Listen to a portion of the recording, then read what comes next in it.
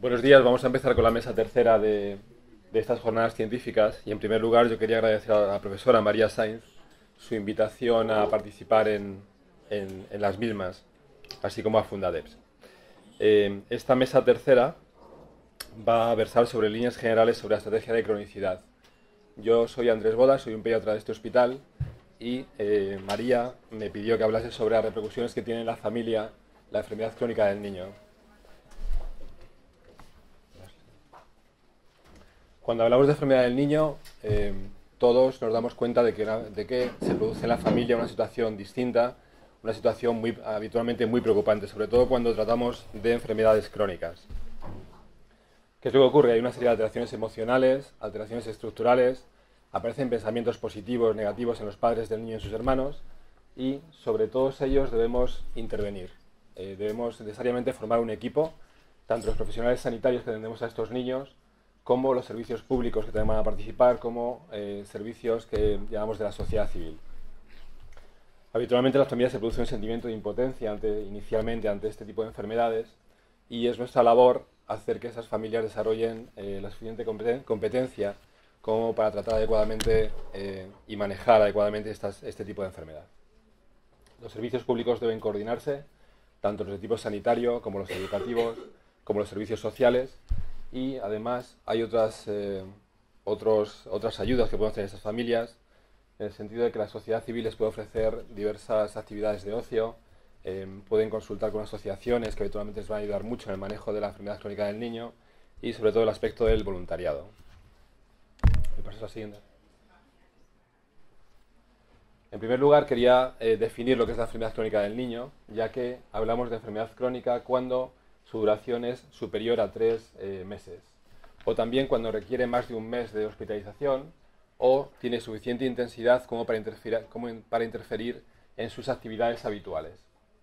Además, estas enfermedades crónicas suelen requerir intervenciones de los servicios sociales y sanitarios especiales, y incluimos también entre los niños con enfermedades crónicas aquellos que tienen riesgo de padecer discapacidades o enfermedades de este tipo. ¿Vas a la siguiente, por favor? La prevalencia de estas enfermedades crónicas en los niños hemos visto que ha sido estable hasta hace aproximadamente unos 20 años y después de este momento ha ido aumentando. En adolescentes, en los que está bastante bien estudiado cuál es esta prevalencia, pues vemos que hasta el 15 y 18% de los mismos tiene algún tipo de enfermedad crónica o deficiencia. ¿Por qué ha aumentado la prevalencia en los últimos años? Porque los niños sobreviven más cuando tienen enfermedades graves, como por ejemplo con parálisis cerebrales o fibrosis quística del páncreas, y porque en la población infantil han aumentado las enfermedades crónicas, como asma, obesidad, diabetes, artritis, o por ejemplo las secuelas que padecen los niños que nacen de forma prematura. Se han realizado estudios en los que se ha apreciado que en los niños menores de 18 años, entre un 5 y un 6% va a requerir algún tipo de atención especial por alteraciones de tipo sensorial o psíquica, y aproximadamente un 1 o 2% de los niños tiene algún tipo de afectación grave. ¿Me pasa la siguiente, por favor? Entre las causas de estas enfermedades, pues hablamos de trastornos frecuentes, que sería, por ejemplo, asma, que ocurre en el 5% de los niños, obesidad en 5% de los niños, retraso mental un 3%, trastornos de frecuencia mediana, como riñones poliquísticos o fibrosis quística, o trastornos raros, que son menos frecuentes, pero que en su conjunto suponen el 50% de los trastornos que producen enfermedad crónica en el niño. Bueno, cuando una familia se ve pues de repente involucrada en una enfermedad crónica de su hijo, pasa por distintas fases. Estas fases son las siguientes. La primera de ellas es la que llamamos fase de crisis. En esta fase la familia se da cuenta de que algo está pasando. El niño no se comporta como habitualmente, está más cansado, no rinde bien en el colegio, se dan cuenta de que algo va mal. Acuden a su médico, acuden al hospital, se le diagnostica una enfermedad que ellos habitualmente no conocían previamente o que han oído hablar de ella, pero no están plenamente informados de cómo es la misma. Y en esta fase pues tienen que adaptarse a eso, al hospital, acudir al hospital, a una serie de exploraciones complementarias que se van a hacer en el hospital y al tratamiento que recibe el niño dentro de esta institución. En esta fase deben aceptar el cambio que supone la enfermedad para esa familia, para el comportamiento habitual de esa familia, y deben reorganizarse. La siguiente fase sería la fase crónica. En esta fase la familia aprende a compatibilizar la enfermedad con, con la situación habitual y previa que tenía la familia. Y la última fase que a veces se produce es la fase terminal, en la cual pues deben afrontar un desenlace fatal de la enfermedad, como es la muerte del niño, y afrontar el duelo posterior a la misma. ¿Me pasas la siguiente, por favor? En primer lugar, el niño es hospitalizado, como hemos dicho anteriormente. Cuando hospitalizamos a un niño, pues el hospital es un lugar extraño para él, no solo para él, habitualmente también para su familia. Se reduce su entorno, en el sentido de que está acostumbrado a estar en su casa, está rodeado de sus padres, rodeado de sus hermanos, amigos, va al colegio, se relaciona con sus compañeros de clase, con sus profesores. Bueno, pues cuando está en el hospital, a veces está acompañado nada más que por una persona, que suele ser pues su madre o su padre. Y el resto de la familia, el resto de su entorno, pues va por allí cuando puede, cuando se le deja.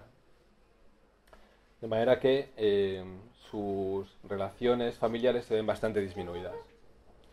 En ese sentido, pues nos interesa fomentar la actividad de los padres dentro del hospital. El cuidado de los padres del niño debe ser, ellos deben saber lo que deben hacer con el niño, se les enseña a manejar al niño, y además también pueden involucrarse en otras actividades distintas que se realizan en el hospital. Habitualmente la hospitalización de estos niños con enfermedades crónicas es una circunstancia puntual y afortunadamente pasajera. No solamente afrontan la hospitalización, la familia y el niño, sino que además afrontan un tratamiento. El problema del tratamiento es que a veces tiene efectos desagradables. Vemos efectos adversos de los tratamientos en los niños con enfermedades crónicas, y esto hace que la familia, de nuevo que los padres, se replanteen la situación. Se vuelven a angustiarse, empiezan a pensar si merece la pena tratar al niño de la enfermedad que tiene, si esto va a aumentar su supervivencia, cuál es el resultado del que el niño lo esté pasando tan mal.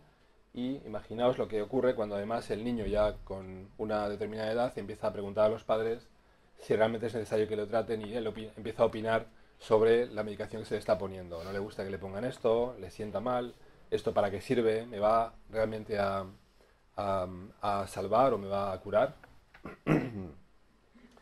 Vemos en ocasiones recidivas de la enfermedad a pesar del tratamiento, lo cual crea más angustia todavía en los padres. Y en ocasiones vemos secuelas de la enfermedad y de los tratamientos. Secuelas que pueden ser de tipo neurológico, de tipo ortopédico, secuelas respiratorias, secuelas urinarias. Estas secuelas hacen que la familia maneje mucho peor la enfermedad, y no en pocas ocasiones crean conflictos familiares importantes. Bueno, en la familia se producen, como he dicho antes, una serie de alteraciones estructurales. En primer lugar, va a haber unos cambios en el rol de los miembros de la familia. Cuando vemos una enfermedad crónica en un paciente adulto, en una persona adulta, bueno, pues cambia su rol, no puede acudir habitualmente a su trabajo, o acude menos de lo que a él le gustaría, cambia su papel dentro de la familia. Sin embargo, cuando el enfermo crónico es el niño, el cambio de su rol dentro de la familia no es tan importante como cuando ocurre en un adulto. Los padres siguen cuidando de él, es decir, desde ese punto de vista no hay un cambio tan importante. Sin embargo, lo que sí que se produce es un cambio emocional. La enfermedad del niño tiene un gran impacto emocional sobre los padres, y esto realmente sí que es algo diferente de lo que ocurre con respecto a la enfermedad crónica del adulto. Deben adaptarse tanto los padres, hermanos, como el propio niño enfermo a su nuevo papel, a la vida cotidiana que llevaba previamente. Y en estas ocasiones, en estos casos, en este momento, es cuando los padres nos preguntan, cuando le vamos a dar el alta, si realmente es necesario que el niño se vaya a dar alta en ese momento. Nos cuentan que todavía creen que no están preparados para afrontar la situación del niño en casa, creen que todavía no pueden manejarlo bien, y incluso se niegan a que les demos el alta. Es una cosa que vemos con relativa frecuencia. No es lo mismo cuando el niño sale del hospital si es un niño pequeño o si es un adolescente. El niño pequeño, como os podéis imaginar, ha estado muy limitado dentro del hospital. A él le hubiera gustado estar corriendo por todos los pasillos, por las habitaciones. Estaba dentro de la habitación, a veces tiene una vía puesta, no se pueden mover mucho, pero cuando salen del hospital todo eso ha desaparecido. De manera que los padres, cuando llegan a casa, pues se encuentran con un pequeño problema, que es que los niños quieren desahogarse. Han pasado un cierto tiempo en el hospital y quieren moverse por su casa como antes, desarrollar la actividad que desarrollaban previamente, y esto da miedo a los padres. No creen, en ocasiones, piensan que no va a poder hacer todo lo que estaba haciendo antes, e intentan sobreprotegerle, intentan que se mueva menos de lo que al niño le gustaría.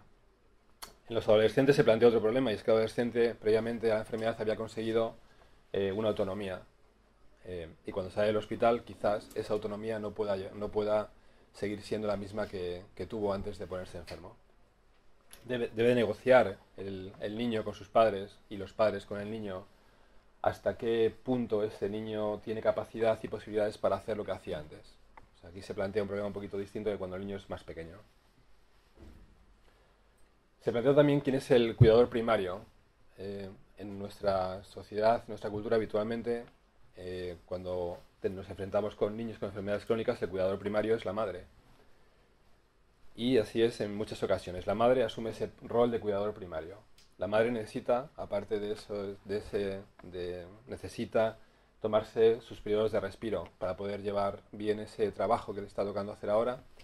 Y además, tanto ella como las personas que le rodean deben estar preparadas para identificar situaciones de crisis en las cuales pues, se debe sustituir a la madre durante un tiempo en el cuidado de ese niño, para que ella pueda descansar.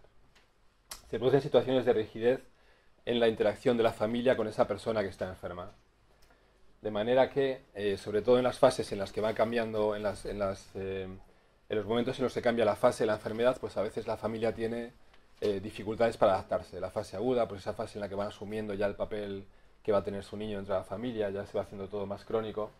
Y sobre todo se producen en ocasiones situaciones de exclusión emocional. Se crea un vínculo muy importante entre la madre y el niño, de manera que entre ellos surge una gran confianza, una gran afectividad y puede ocurrir que no dejen meterse en en el cuidado de ese niño al resto de la familia, al padre o a otros hermanos. Surge la sobreprotección. Por un lado, el niño enfermo ve que le están cuidando más, se siente un privilegiado, están todo el tiempo detrás de él, no le dejan hacer determinadas actividades, le cuidan mucho, pero por otro lado se da cuenta de su fragilidad. Me están sobreprotegiendo, me está pasando algo.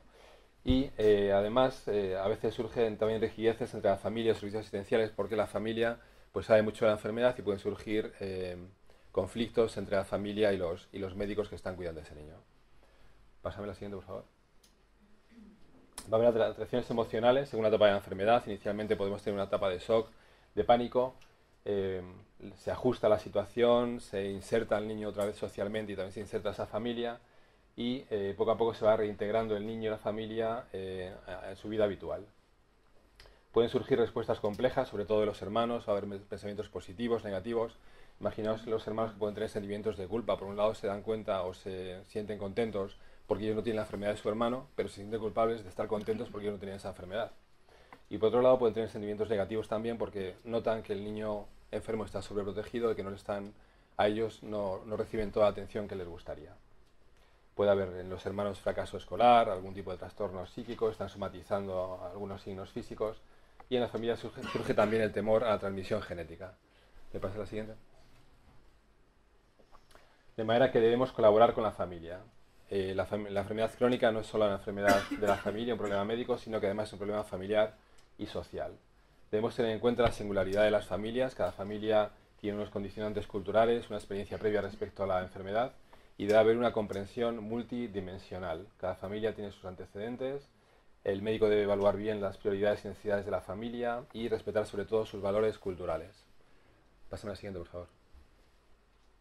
Y en ese sentido debemos desarrollar las competencias de la familia. Es importante tener en cuenta que las familias son diferentes respecto a la vulnerabilidad, cada una reacciona de una forma respecto a una enfermedad crónica y hay familias más resistentes con más resiliencia que otras. En estas familias vemos que se sobreponen muy bien a la adversidad y a acontecimientos desestabilizadores, que tienen habitualmente una buena adaptación dentro y fuera del hospital, que se comunican muy bien con el personal del hospital, que para ellos la superación de estas enfermedades es una oportunidad, que valoran muy bien el hecho de que su hijo supere la enfermedad y que reorganizan adecuadamente sus roles dentro de la familia y sus prioridades.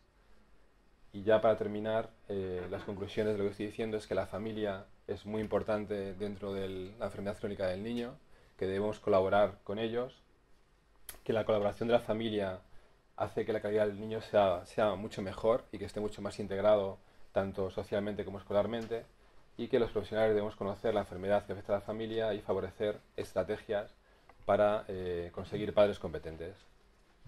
Pasa.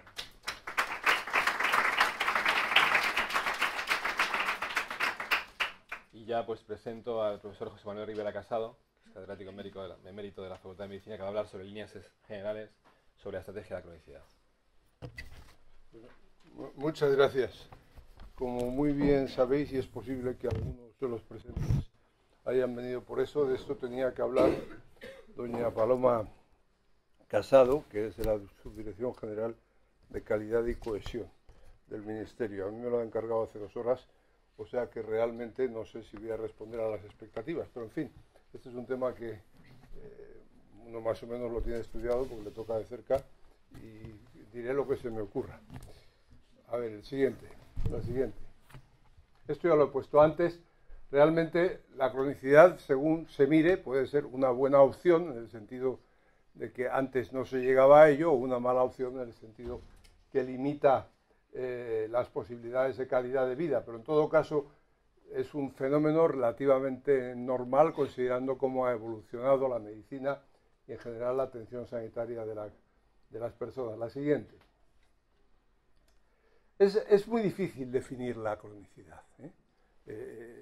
Veo que en pediatría es más fácil, tiene unos parámetros muy establecidos. En general, definirla no es igual que pluripatología, no es igual que comorbilidad, que en el fondo se parece a lo de...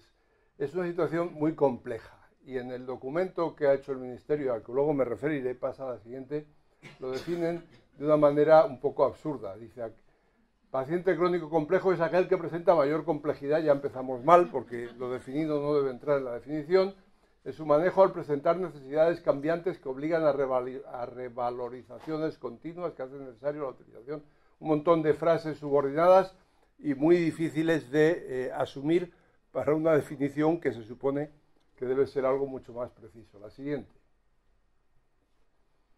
En todo caso, la cronicidad plantea muchos problemas. Desde luego plantea problemas de costes para el sistema, que en cierta medida es casi lo que más le preocupa a las administraciones.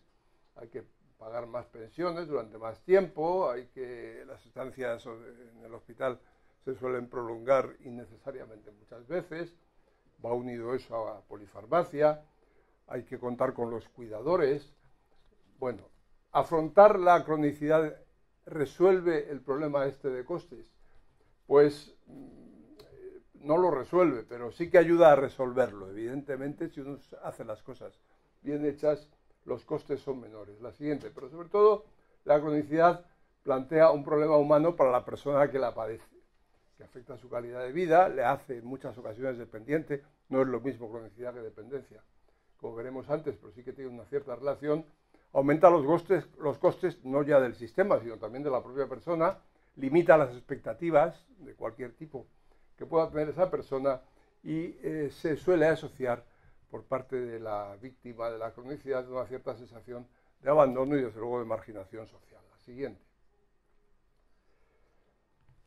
Es un fenómeno asociado a la edad. De hecho, todos los cambios que tienen lugar en el curso del envejecimiento, desde que somos niños hasta que somos gente muy mayor, bien sean cambios derivados del paso del tiempo, que es lo que llamamos la fisiología, envejecimiento primario, secuelas de enfermedades que uno haya podido tener, o factores derivados de unos hábitos de vida inadecuados, todo ello favorece que aparezca la patología crónica y, en cierta manera, favorece también que aparezcan situaciones de dependencia. La siguiente. Bueno, esto es una diapositiva de nuestro país, donde muestra, no sé si lo veo muy bien, pero estos son edades, de 25 años, de 75 más años. A medida que aumenta la edad, pues la patología crónica aumenta también, evidentemente, tanto en los hombres como en las mujeres. La siguiente. ¿Qué genera cronicidad? ¿Cuáles son los procesos que llevan a la cronicidad? Pues cualquiera, en teoría, podría ser, pero probablemente entre los grupos que aparecen en esta diapositiva se encuentran cerca del 100%, el 90 y tantos por ciento. Deficiencias sensoriales, evidentemente, la patología cardiovascular, que no se suele considerar como causa de cronicidad, pero que lo es, la patología osteoarticular, obviamente, las enfermedades neurodegenerativas, no solamente las demencias o el deterioro cognitivo, sino pues el Parkinson, los accidentes vasculares cerebrales, etcétera, y determinados síndromes geriátricos, por ejemplo, la incontinencia, la inmovilidad, las secuelas de las caídas, etcétera. Siguiente. Este es un estudio que hizo la profesora Puga, donde analizaba qué factores facilitaban la dependencia y señalaba que una serie de factores no son factores que tengan que ver directamente con la salud, la viudedad, la analfabetización, la pobreza, etcétera, son factores más bien sociales. Pero hay otros que sí que tienen que ver con la salud, y a la cabeza de ellos aparecía el tener un número elevado de enfermedades crónicas, es decir, la presencia de eso que se llama pluripatología, que es un término espantoso, pues favorece obviamente la posibilidad de dependencia. La siguiente. Bueno, en el papelito en el programa aparece la palabra estrategias. Las estrategias se pueden analizar desde muchos puntos de vista. Bueno, en primer lugar, yo creo que las más importantes son las de prevención. Si nosotros prevenimos, evitamos que aparezca una situación de cronicidad, pero debe haber también estrategias una vez que la situación se ha establecido, estrategias de qué hago con este señor que ya tiene patología crónica. Y hay un plan nacional al que aludiré brevemente. La siguiente. Cuando envejecemos, realmente lo hacemos porque perdemos margen de reserva. Es decir, ese es el elemento básico del envejecimiento. Uno nace con un margen de reserva enorme que lo va gastando, lo va perdiendo al cabo de un niño de 1 año, se cae de la litera de arriba y sigue durmiendo en el suelo. 80 años después tropieza con esto y se rompe la cadera. O sea, ha perdido margen de reserva y eso va unido y como consecuencia inevitable a un aumento de la vulnerabilidad. Con estímulos cada vez más pequeños vamos a encontrar respuestas peores. La siguiente. Bueno, esto ya he indicado que, en teoría, la prevención podría ser actuar sobre el paso del tiempo, cosa que es muy difícil. El envejecimiento fisiológico es muy difícil intervenir sobre él, va muy ligado a la genética, a las circunstancias individuales de cada persona. Es posible que en el futuro los biogerontólogos están estudiando, no se puede intervenir, pero sí que se puede intervenir, y no voy a entrar en ello porque no me da tiempo, previniendo enfermedades. Por ejemplo, las vacunas son una manera de prevenir cronicidad. La polio hoy no es un problema importante, hay gente todavía. ¿Por qué? Porque se inventó la vacuna de la polio y quien dice la polio dice otras muchas situaciones que a nivel preventivo se puede actuar sobre ellas en cuanto a medicina, en cuanto a enfermedades. Pero sobre todo se puede intervenir en lo que tiene que ver con el ambiente y con los factores de riesgo, a través sobre todo de factores que tienen que ver con la alimentación, con la actividad física, con la evitación de hábitos tóxicos. No voy a entrar en ello, como digo, pero sería la mejor manera de evitar la cronicidad. Es la mejor manera de evitar cronicidad. La siguiente. Esto es importante, este es un mensaje importante porque no está muy interiorizado por las personas, ni siquiera por los profesionales a veces. La prevención tiene 2 principios básicos, que es el primero, cuanto antes mejor. Al niño que le enseñamos a limpiarse los dientes a los 3 años, cuando tenga 80 tendrá la dentadura mucho mejor que se aprende el día de la boda. O sea, eso es claro y es un buen ejemplo de cuanto antes mejor. Y eso lo entiende todo el mundo desde el primer momento. Lo que no se entiende tanto muchas veces es que no hay ninguna edad que limite las posibilidades de prevención. Es decir, un señor de 90 años que deja de fumar se hace un favor a sí mismo en términos de prevención. Si no hubiera fumado nunca, hubiera sido mejor. Pero a cualquier edad, determinado tipo de medidas siguen siendo útiles en cuanto a prevención. La siguiente. Cuando la situación está establecida, la cosa se complica más. Las planificaciones son más complejas, la información a veces es escasa, la sociedad y las personas individuales están poco sensibilizadas sobre la manera de actuar en cada caso. La oferta de recursos es escasa, yo he puesto muy escasa y no me arrepiento de haberlo puesto, pero puede ser discutible si es muy escasa o solo escasa. Y hay pocas personas dedicadas y preparadas, sobre todo, a colaborar en esta estrategia de lucha contra la incapacidad una vez que está establecida, contra la cronicidad. La siguiente. Bueno, así las cosas, en el año 2012 se hizo por parte del Ministerio una estrategia para el abordaje de la cronicidad del Sistema Nacional de Salud. Era un documento muy extenso, tiene 75 páginas y todas estas 7 principios rectores, 20 objetivos, no sé cuántas recomendaciones y un plan de implementación. Luego, muchas comunidades autónomas han hecho sus propios planes. La de Madrid, nos han hablado esta mañana de ella, es un plan muy extenso, muy elaborado. En algunos casos, algunos de estos planes más locales, no diré que entran en confrontación con el nacional, pero sí que tienen puntos de vista que no siempre son coincidentes. La siguiente. En el documento del Ministerio dicen, no se centra en enfermedades concretas, tiene en consideración todas las condiciones de salud y las limitaciones en la actividad de carácter crónico, eso de todos quizás sea un poco exagerado, pretende avanzar en la disminución de las desigualdades en materia de salud, abordando sus condicionantes, sus determinantes sociales. La siguiente. Hay muchos más documentos, hay mucha doctrina. Este es un documento hecho por una serie de instituciones, por la Sociedad Española de Directores de Atención Primaria. La siguiente diapositiva.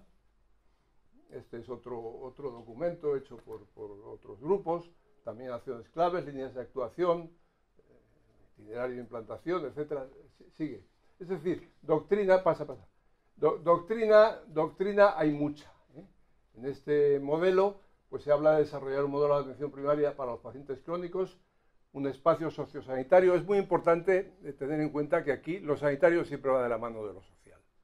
Es decir, los apoyos por vía médica, diríamos, entre comillas, no se arregla, y por vía social exclusivamente tampoco. Hay que ir de la mano, y los planes deben ser comunes y no enfrentados entre sí.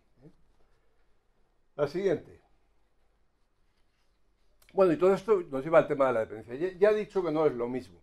Definir la dependencia tampoco ha sido fácil.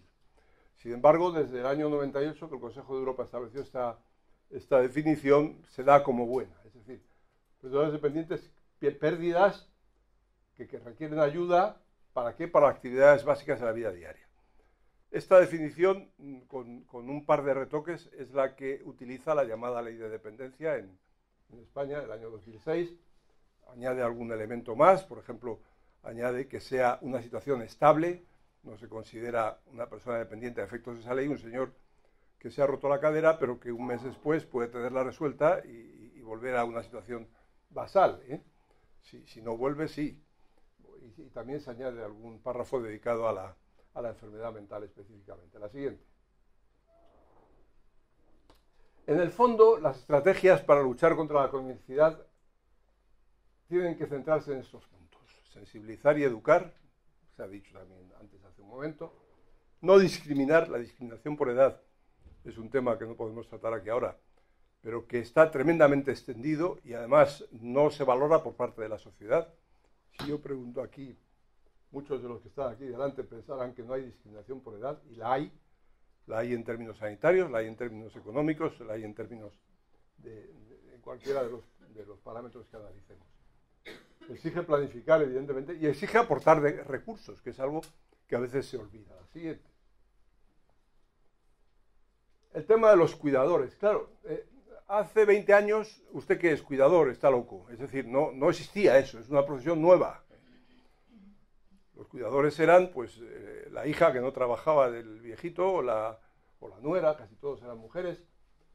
No tenían estudios. Estos son datos de hace ya tiempo, del año 98, pero no se alejan demasiado. Como lo he preparado esto hace un momento, no me ha dado tiempo a buscar datos más nuevos, pero sí que los hay y no se alejan demasiado de esto. Muchos de ellos no tienen ninguna preparación. En general hay gente que su ocupación es esa, no tiene otra actividad laboral. Trabajan muchísimo, todos los días, 365 días al año. Muchos de ellos llevan mucho tiempo atendiendo a una misma persona y en casi todos los casos son mujeres. De la familia o contratadas, pero más mujeres, muchas más mujeres que hombres. La siguiente. Bueno, hay que aportar recursos. Esto es fundamental. Y en esta tabla, esta es relativamente reciente, datos del 2000 y de 2009, vemos que España está aquí abajo. No sé si se ve bien por ahí atrás, pero bueno, tenemos todos estos países de la Europa de los 16 por delante, un lugar bastante por debajo de la media. La siguiente. La verdad es que hay una oferta de posibilidades de apoyo sociales bastante extensa si nosotros vamos a los enunciados. Es decir, hay hogares, hay adaptación de viviendas, servicios de ayuda a domicilio, centros de día, etcétera, etcétera. Y más cosas que no aparecen aquí. Lo que pasa es que todo esto que existe realmente, en general está poco desarrollado, está mal informado y se accede con mucha dificultad a ello. La siguiente diapositiva.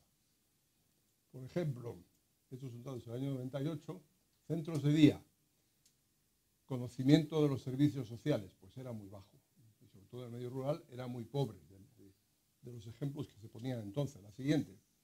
Datos más recientes, es una encuesta ya de hace poco tiempo. Hombre, se conocen mucho mejor los servicios sociales, se utilizan bastante poco, sobre todo algunos de ellos. En algunos casos que podría ser bastante importante utilizarlos más, por ejemplo el tema de la teleasistencia, pues todavía el grado de utilización de estos servicios es muy bajo. La siguiente. En una encuesta más reciente esto mejora un poquito, pero sigue siendo escaso. Los programas de ayuda a domicilio son bajos. El tema de la teleasistencia ha aumentado un poco, pero sigue siendo bajo. Las plazas residenciales, lo ideal es que la gente esté en su casa. Yo a los estudiantes les pregunto, ¿cuánta gente vive en residencias en España? Más de 65 años. Y me dicen el 60%, el 40%.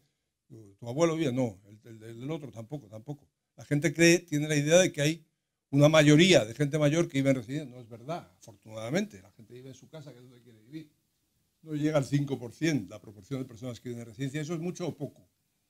Pues hombre, si lo consideramos con lo que es la media de la Unión Europea, estamos por debajo. Y con lo que es la media de las necesidades, probablemente también. ¿Por qué? No porque no haya, va habiendo muchísimos más. Esta cifra se ha más que duplicado en el curso de los últimos 20 años. Pues porque son caras, es difícil acceder a ellas, las ayudas públicas son escasas. La residencia es un mal menor. Es decir, la residencia es para aquel que no tiene casa o que tiene una situación que hace imposible que sea manejada en el propio domicilio. Sigue. Este es el tema de ayuda a domicilio. Estos datos también son un poco antiguos, pero la cobertura de la ayuda a domicilio en España, del año al cambio de siglo, pues era del 2%, estaba en la cola. En Austria era el 24%, en Dinamarca era el 20%. Es decir, los programas de ayuda a domicilio, evidentemente, pueden suplir la cifra baja de residencias, pueden además ser más económicos, mejorar la calidad de vida de la persona, siempre es mejor que esté en la casa, etcétera. Y estamos hablando de personas con patología crónica. La siguiente. Bueno, y este es otro dato económico, que es el mismo también, trasladado a gráfica, vemos la diferencia enorme que había. Sigue.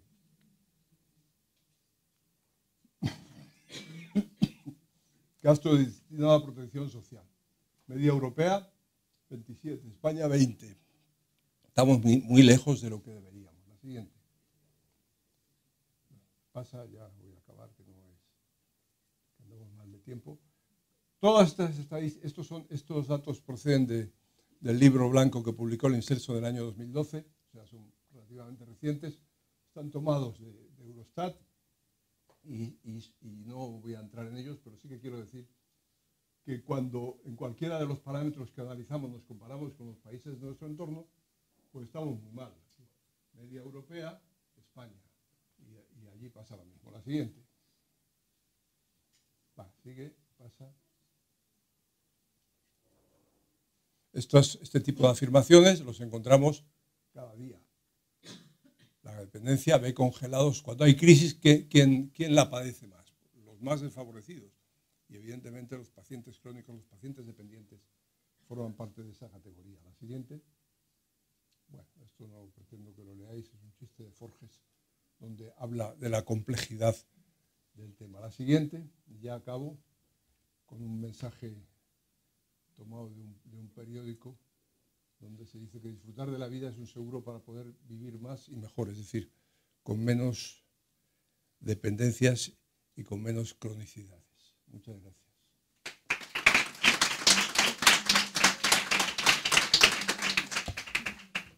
Muchísimas gracias, profesor. Como ya nos vamos comiendo el tiempo, vamos a continuar, si os parece. Me gustaría, la verdad.